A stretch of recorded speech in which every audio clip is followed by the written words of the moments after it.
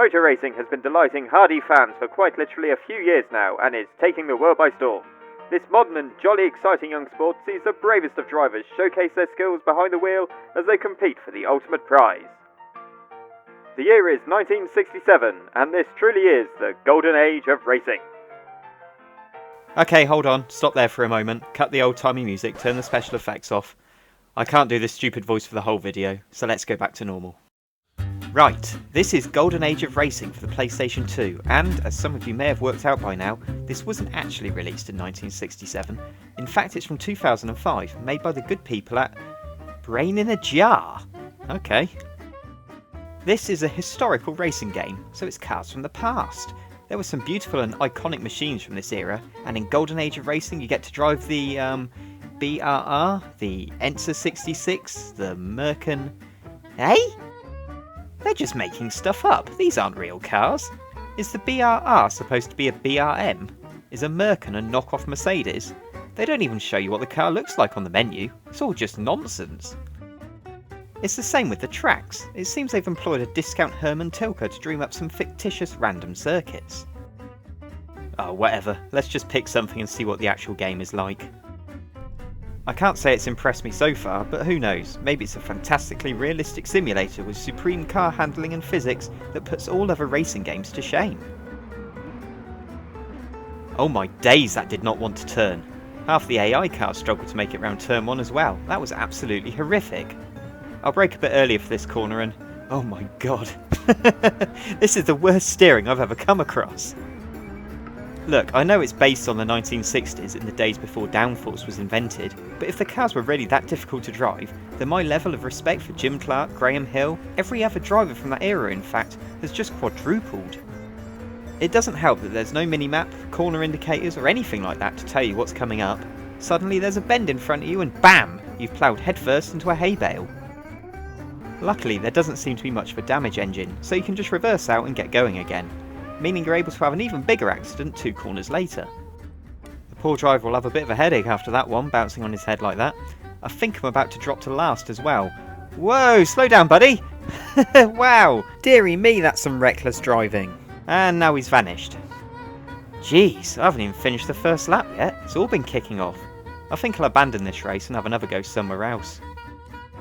I don't know about Golden Age of Racing, it's been more of a golden shower so far. Still, let's try out the challenge mode and see what joy that has to offer. Well, the challenge menu gives you no clue as to what the challenge actually is, but essentially it's just trying to beat a target lap time at each track. Sounds simple enough. The biggest challenge is actually trying to overcome the car's appalling cornering abilities. As you can see, I haven't got anywhere close to beating the 1:31 lap time required here, but fortunately there is one track on this game which we might stand a chance of doing well on. Yep, there's an oval. No need to slow down, we can keep our finger planted on the X button and hopefully manage a clean lap. It's still not quite that straightforward, and I do end up clouting the wall a fair few times, but in true Hollywood fashion, I just barely managed to scrape underneath the 29-second benchmark on the final lap. Oh yeah! We even managed to win a trophy for that effort. I think we may have been a little optimistic when we first built our trophy room. It's looking a bit sparse in there, but there is our... can you call it a trophy? Looks more like a naff souvenir poster in a cheap frame. It's beautifully lit though. There's one more game mode we can have a look at, and I suppose it's the main one, the Championship.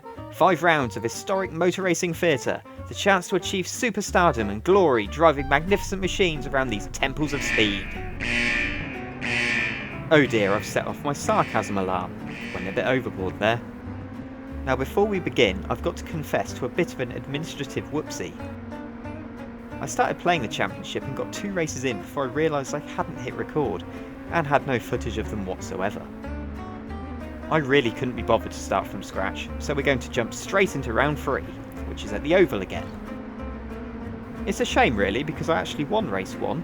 I've no idea how, I wasn't on the track for most of it. I returned to form in race 2 by coming last, and now here we are. I have to say though, it's going well so far. My previous experience of oval racing from 2 minutes ago is paying dividends, and I end up recording my 2nd ever victory. That also means I'm top of the championship table with 2 races to go.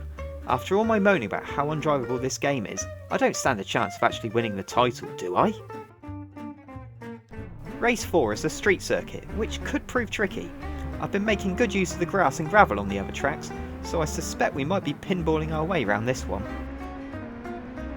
I've actually picked up a bit of damage. If you look closely at the front right wheel, you'll see it's a bit loose.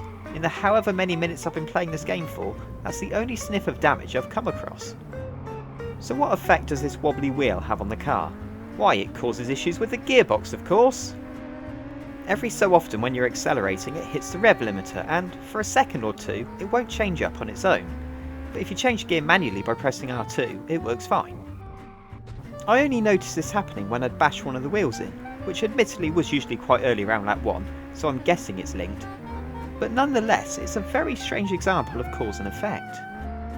Anyway, we've made it to the end of another race, and I've continued my pattern of first, last, and while I've lost the championship lead, things are very close at the top of the table. I could still yet do this. Off we go then for the championship decider. Lap 1 proves to be a tremendous success as I have several spectacular crashes, including this belter on the long straight. No damage caused though, not even with the wheel. Although I've overcooked it at the hairpin slightly and ended up going down the pit lane. Not that that does anything though. Pit lane speed limits are still 30 odd years away from being introduced, and besides the place is completely deserted. Got to be careful rejoining though. Oops. 2 cars ahead of me here, which is the best way to overtake? Well, it turns out the grass has just as much grip as the tarmac, so we'll just go round the outside. Job done. Coming to the end of the race, you'll see that I'm not last, which is good news. Sadly though, I'm second last, so I won't be scoring any points, and I'll agonisingly miss out on the title by quite a lot actually, so never mind. So there you have it, Mr. YP Fur is motor racing's newest champion.